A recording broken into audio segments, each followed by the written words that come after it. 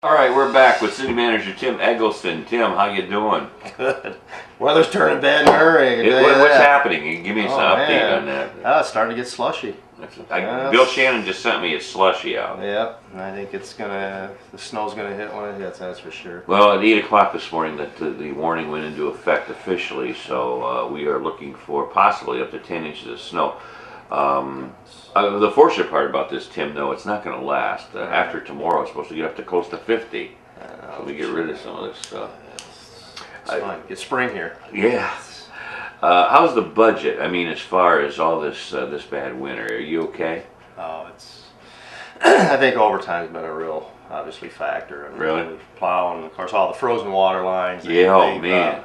Really ate into the budget, but I think we've got just a few more to finally complete, and we'll at least have the initial list done. We have gone back on some individuals to unfreeze them, but once it's all done, we're going to sit down with council and say, okay, we got people water. Now we want to sit down and say, okay, what's an acceptable policy? Because quite honestly, some we've unthought 2 or 3 times, right? And we can't spend our resources doing that, right? So the dripping thing with the faucet, right? We should still be doing that. Yeah, just on the onset, you don't know if the weather really changes. If it's going to get 8 below and that type of stuff, then you really should. The frost isn't out of the ground. The frost, surface first 12 inches might be thawed, but then everything below is still frozen. So you still have a good potential of. Well, we're still dripping ours because I don't care if it's $10 or whatever more on my water bill, because I don't want to have to replace pipes and all that. I mean, it's tough to thaw it out because we are purchasing a new machine. Which, are you? It's going to be a little different, but hopefully it'll allow us. Even though you have a finished basement, it allows us to go in there. You can take the meter off, you can put a fitting on, and the machine basically generates hot water. So it just recycles the water that's in the line, so you don't have any water other than once you take it off. We think it'll be a little more efficient, but the upside is we won't have to dig through the frost, because right now if you have a curb box and you don't have a meter pit, we got to dig down to the curb box, disconnect it, see that we have water and you don't, and it's like, that could take an hour or so or better. Right. So we could speed up the process, still have our steamer, so somebody with a meter pit, we can go down and steam and free it up. Are you just getting one? Yeah, it's a $4,000 piece of machinery. Oh, that much? Yeah, I heard it was only $1,000. Well, that's if you do the steamer, but the problem with the steam is you get so far, physics are that it starts cooling the steam down, where this new one just keeps heating the water and pushing it in and pushing it in. So you can get the water at a temperature that warms up the pipe plus melts the ice. So hopefully it will do a little better job. Okay. Hopefully quicker. Right. Because basically, like I say, basically the steamers, you just shove a pipe into a pipe and you don't have a way to put the steam under pressure, I don't believe, so it just kind of flows when it flows.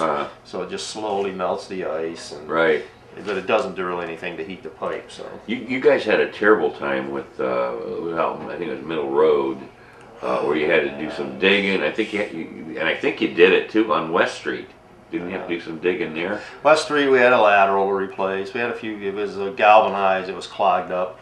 So basically, not only was it clogged up, but the area for the water was so small that it just froze up. So we had to fix that. Middle was a 2-inch water line. It just wasn't deep enough. And it started from Middle, went across underneath the creek, went up the banks. I mean, it was a pretty long line. So the guys basically they started fixing it, and it just got worse. So they said, look, let's put in a new line. Let's put it down deeper, so that we're not going to have the Is that completed then? At this point, yes. I told the water distribution director, let's look at, you got to this point, they got water. Let's make sure that the rest of the pipe is good. I think they really need to move the bleeder they have across the creek, so that they can force the water to come out all the way through the underneath the creek and stuff. So that may be another phase, but we can do that when we can dig and not have to worry about busting through frost. So, but the residents have water, and I think we'll be okay. Nick was on the other day, and Nick Church, and we were talking about the roads, and it's not the city's fault. The voters did not pass this thing over a year ago, the road tax. Now it's passed. And I'll tell you, Tim, and I was thinking the other day, I don't know how you guys are going to keep up, because these roads are potholing terrible, just like Cleveland. Cleveland in terrible condition, and I know you've been patching them as best you can.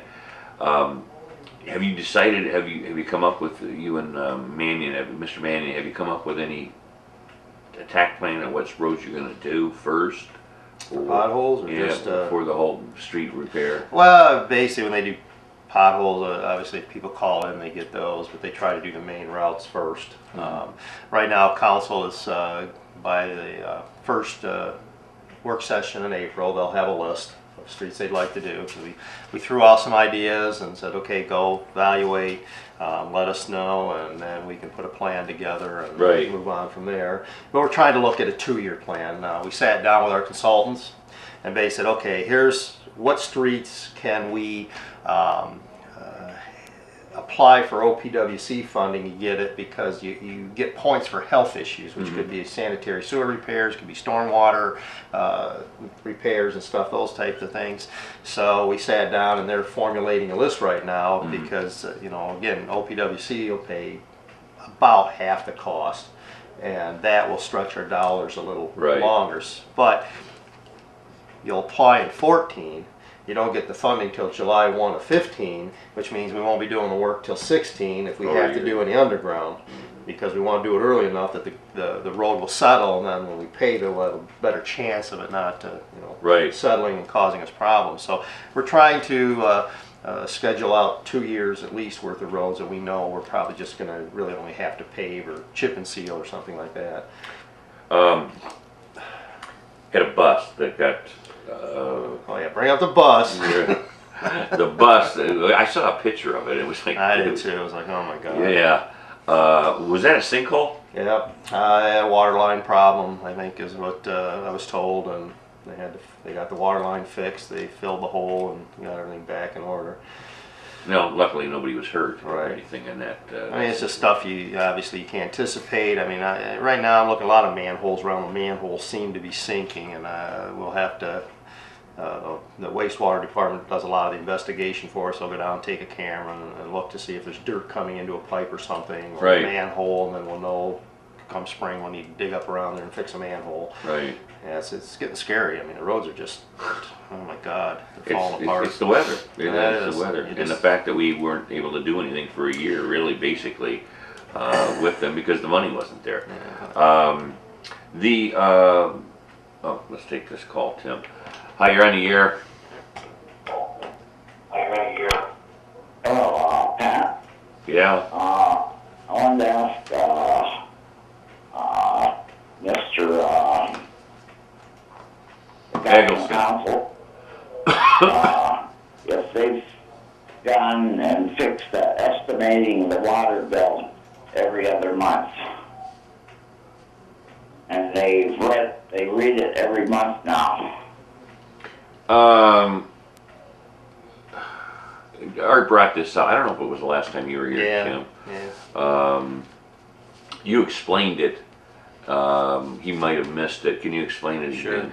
There's times that they go out and there might be a problem with reading the meter when they get back to the water billing department. They download the data. They might have a meter that didn't read. So for that month, they estimate it, and then they watch it for the next reading. If it comes up that it didn't get read again, then they go out and look to see if there's a problem with the remote head or something to that effect. So sometimes they do get estimated. And again, now if we're thawing, it could be possibly sometimes too, you know, if we're thawing lines and stuff, that if we miss the date, we estimate it. But for the most part, it's usually that meter may have had a problem. So if it shows up the second month, we know we got to do something. Otherwise, it could just be. So basically, 99. Yeah, I mean, it could it. just be a weak signal that didn't pick up. It's nothing really going to be bothers. You make it up too. If it's a wrong estimate, I mean, you would make it up. Oh yeah, I mean, if we estimate too high, the next bill's low. It all gets adjusted, but it's usually some failure on part of the equipment that is why they're estimated. Okay. All right. Yeah, because that guy that put it in from that company, Mm-hmm. he said that the truck could sit up by the railroad tracks and read the meters all the way down the street from there. Yeah, Well, I know we're able to read the city in a day where it used to take us a month. yeah, A month per district yeah. when you had somebody walking. So And those were installed long before Tim got here. that was 5 years ago. Yeah, was it been that long? Yeah. But they really are, you know, nice attribute. Yep. Okay, Art, thanks. The other thing that came up the other night, I was kind of stunned, and I'll take this Sure. call. Hi, you're on the air. Hi, I wanted to talk about a couple things. Mr. Eggleston, is that the jetter that you bought for the water, for the thawing? The jetter. Yeah. What's the machine called that you bought? Well, we put in the PO. I don't know what it's called. I know it thaws the lines. Okay, well, I have an idea about the pothole that you have to repair. I know we have many in town, as well as the cutouts. There's a machine called the pothole killer. Yep. Most Cleveland's using Yeah. that. Cleveland's using it, and also Brunswick. Cleveland bought 3 of the machines. But you don't have to buy them. You probably know what it does. It sprays the hot asphalt in there, and then it's dry aggregate, and More asphalt. also ground up tires. You can also lease the machine. It costs approximately $1,800 to $2,000 a day. They can repair 200 potholes in a day, and it fills the holes in 90 seconds. And I know other cities have leased these machines, and I thought it might be a good idea for Conneaut to do this, because it doesn't require any labor from the city, and they send a driver that does this, and wondered what you thought about the idea. I've seen some videos on that, and you're right, it's like $225 an hour. It does. Right now, the Cleveland Public Works Director says it kind of evens out when they send individuals out to put cold patch in. I think it's probably something to look at, simply because if you get a skimming of your asphalt that's an inch or a half inch, that is probably a good solution to it, because cold patch doesn't stay in the hole. It just gets plowed out, and that's the problem with cold patch, is you spend so much on it that real shallow holes, it just gets plowed out and you put it in again. So yeah, we may look at that. I know if you buy the machine, it's over $300,000. So it's like, yeah, cheaper to lease it. But you know, in some instances, it may be good for shallow, knowing that I know they build it up in layers. They put the tire cap on it, ground up tire cap, kind of roll it to pack it in, and I think it's probably something we really need to look at. But if you get a 6-8 inch deep hole, then probably cold mac's going to work. But anything less than that should be. This machine may really save you money in the long term. So yeah, it's kind of a nice little piece of equipment. Well, it cleans up the hole, you know, and then does this. And Brunswick used it over a year ago, and they say that they've maintained the holes that they filled. Also, when you have like a rubberized track, it doesn't get potholes or it doesn't get breaks like that. And it could be used perhaps to even fill things like the cracks and around the places that we have cutouts to fill these in. Yeah. And with not using the labor in the cost, it seems to be efficient, because they're saying it costs approximately $10 to fill the hole. Yeah. So if you wanted that information about the company, I could provide that to you. I do have it. I think Mr. Church, council president, forwarded it to finance director, myself, and we passed it on to Mr. Mannion, so we'll be looking at it. Appreciate Yeah, I it. had given it to Mr. Roach, John Roach. Yeah. I had given him the information, and perhaps he's the one that passed it on to Mr. No, Church. could be, like I said, but we'll look at it, that's for sure. Okay. Okay. Thanks. Thanks. Bye-bye. Yeah, it was mentioned in council the other night by Debbie Newcomb, Tim, that that recycling bin thing has been pushed back further than what we expected. I guess the bids haven't even gone out for the new containers, and she mentioned that possibly it could go until at least June before we get those in. So obviously, I've had questions here where they're going to be put. We don't even know when we're going to get them, let alone that. So, is there an option that we can do for recycling between now and then? We're talking 3 months. Just talk to your vendor and see if they'll start a program. I know Newhart does recycling. I think when we initially had the garbage ordinance that some of the vendors mentioned they were going to get into it. They did. So I don't know if they're really going to Mine has not. Right. C&C yet anyway, but I do know Newhart does pick up in my neighborhood, and Sure. they have the green Container. Yeah. I mean, it's a good thing. Hi, you're on the air. Hello, Pat. This is Michael Murphy. I had a question for Mr. Eggleston. Sure, Mike, go ahead. Yeah, I was curious of where the city stands here on getting these houses torn down. I live over here on Clark Street next to one of them that's marked to be torn down, and we've had squatters living in it, animals, and, you know, I'm just curious as how much longer we got to put up with it. Probably another week or so.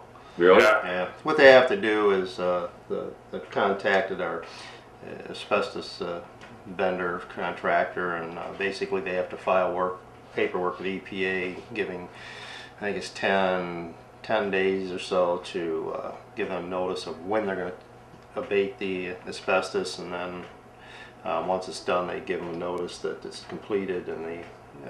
Tim, is that house on the list? I don't know. I don't have a list in front of me.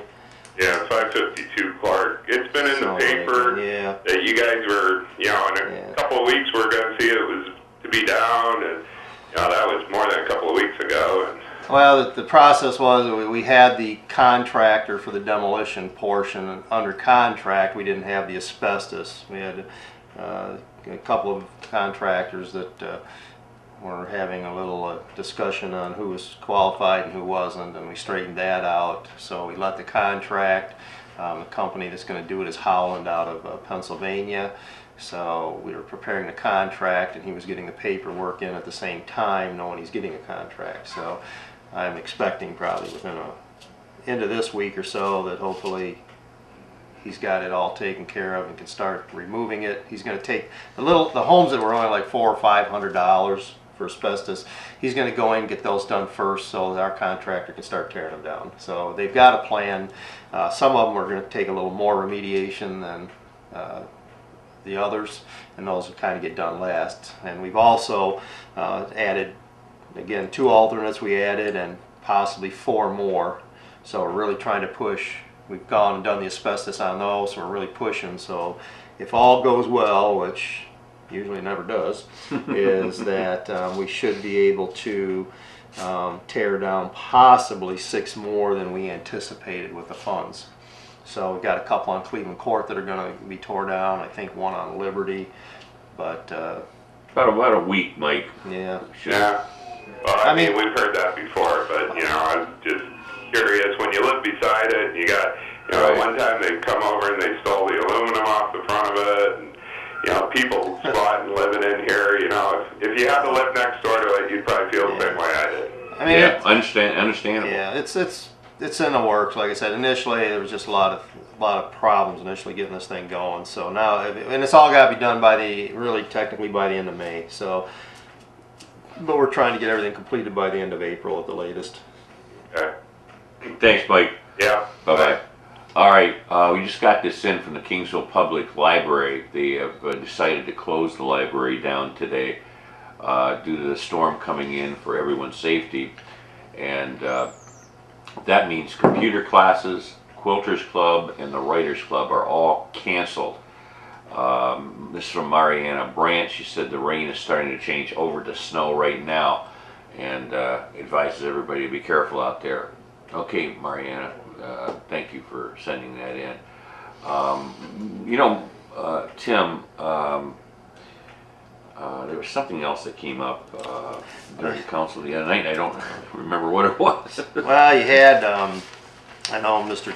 Church basically said that there was questions on 725 Whitney on who owned the property, and we can tell you that's the Deutsche Bank National Trust. Those are the ones that are on the list out of New York. It has gone up for sheriff's sale once. Is that the Fisher property? Yep. Used to be the Fisher. And the initial bid was $200,000. Wow. So I believe somebody offered 150, and they said no, they had to go 200 because of the liens and everything. So how that stands, I don't know, but that's who owns it. I hate to say it, but that house isn't worth that anymore. I'm looking at it, but I said I love the house. Yeah, I mean, but the roof's starting to go. There's other things need to go. There's garbage in the back of the garage. I mean, a lot of garbage in the back of the garage, and I mean, people are making offers to do it. So I don't know where they're going to stand eventually. I mean, it is under the care of a maintenance company. Right. I do know that, and they are. Hopefully, we're going to make sure they notice them that they keep the mowing up. But yeah, it's nice. It's just. I don't know. In its day, when I was a little boy, that was like the Gone with the Wind house. You know, it was a beautiful, beautiful house, and a nice barn there with we had horses there and stuff. So yeah, it got a wood burner heater in it, but does it really? $200,000 is you're so. gonna have to put about 30-40 into it. At least. Hi, you're on the air. Oops, call back real quick. And I can tell you, CHIP grants, there's $40,000 left for anybody that wants to apply for home repairs. So if you need some funding, it's still there. Come down to the manager's office and get the application. April 1, noxious weeds enforcement starts. Yep. Also, When you say noxious weeds, now you mean the well, it's grass. Anything 6 inches or taller is Yeah. considered a noxious weed, and Okay. the owners need to mow or. and you're going to contract that out this year? Yes, our guys don't have time to do it, and we need to get it done. I mean, Right. obviously we can't wait till the grass is 3 or 4 feet and try to get our crews in there. So it's going to be a different process. You're going to get a notice. Eventually, you'll be going to court. If we have to go back and collect our money, we're going to be taking a small claims court. We're going to get our money back. I mean, we're not going to be putting these assessments on the property anymore. Right. The city's pretty much done. I mean, so you got an obligation. You got a piece of property. You got an obligation to mow it. So right now is the time to get your mower into the shop, get it serviced, Right. get it ready to go. It's not an Or do what I do, hire a lawnmower. Yep. I mean, your mower breaks. I'm sorry, you better get one because there's no leeway. And as you know, council they're working on the streetlight exemption. Right. Changing that over. Also. The front porch thing with the refrigerator. Right, the garbage rubbish ordinance went before council, and that does take I want to care clear up one thing. In the Star Beacon this morning, in the story on that, it was remarked that you can't no longer lay out on your couch in the yard if you want to. You can. You just got to take it in. You can't leave it out there, you know. But if you want to do that, you want to mess around with that. But yeah, you can still go outside and use your lawn. It's not like. Well, and the one thing we want to get away from is don't stick it out there and put a sign that says free. Yeah. I mean, if you don't want it, somebody else is going to want it. So if it's sitting there for more than a day or so, I mean, you're going to. And it rains, you're done anyway. Well, it isn't, and we're going to cite you for it. I mean, at the end of the day, pay the extra $10 with your vendor and get rid of the thing, or get somebody to get rid of it. One of the things I got, Tim, yesterday, and I'll let you go after this, but we got people saying, you know, it seems like the city's worried about cleaning up the town, but what about cleaning up the drugs? And as Nick Church told me last night, or maybe it was this morning, you know, you need an army to clean up the drugs, to even make a dent in it. And well, at the end of the day, there's things you do that you don't publicize. So we are taking care of the drugs. They are that you do not reveal. Correct. I mean, you know, it's don't go out and tell everybody what you're doing. I mean, so we are that's one You're of the working main, on it. that's one of the main focuses of the police department, really. Okay. I mean, yes, we go out and we do other things, we shoehorn them in, but you prioritize those things, drugs and you know, and a lot of other things happen along the way also, but it's people realize it's getting done, you're just not noticing it. Well, I noticed a lot of citations coming out, and that's not because they're not looking. So, No. And I have contact with some of the officers, and they obviously can't tell me. No. And won't, and that's been the way it has been for 40 years. I mean, they're not going to tell you what they're doing. A lot of this stuff's undercover, you know. Yep. So we'll take this last phone call, Sure. and that'll be it. Hi, you're on the air. Yeah. Art, this is about the fifth phone call today. Yeah, I was gonna say, if the city would suck the water out of those potholes, they would fill in better, I think. Okay, thanks, Art. I don't know what he means by that. A lot of times there's water in the hole. Sometimes they just put the cold mac in, pack it down. But cold mac doesn't really stay as well as it does. But Everybody's got their ideas, but you know, until you go out and have to do it. well, if I misspoke, Mr. Church or Mr. Rhodes, but I mean, Mr. Church was aware of it. He brought it to my attention even through the email, and we all watched the video. And it is a nice machine. There's no doubt it probably really, for certain potholes, probably really is a good solution, because I think once it's fixed, I don't think you really would have to go back and patch at the end of the year. You could just basically leave it and It's a good situation, but the only thing, $1,800 to $2,000 a day is a lot of money. well, and that includes all your materials. But again, you know, on the shallow holes in the streets, Right. it's probably really a good result, because you know, normally what you'd have to do is put your tack coat down like you normally would, put in some hot mix and roll it and blend it all in. But this thing just kind of builds it up. That was all it was on Right. Cleveland News last night. Yeah. That's all they were talking about. And you know, the deeper holes, yeah, they could do the same thing, blow out the water, but sometimes it might be quicker to throw the patch in. Hi, you're on the air. Morning, Pat. Hi. I have a question to ask about that CHIP grant. Mhm. If you could explain, is it used that you can fix the inside of your house up to, or Yes. is it used for painting too? Can you paint your outside? Yep. Yeah. Well, it's, Now, is there okay, this is just my opinion, my thought. These houses that need to be painted around town, when you send the letters out and stuff, is there a way you can send a letter out to these people that you have a grant that might be able to help them paint their house, that they can we come do. in? He mentioned that the other night at council. Yeah, we do. We send a letter.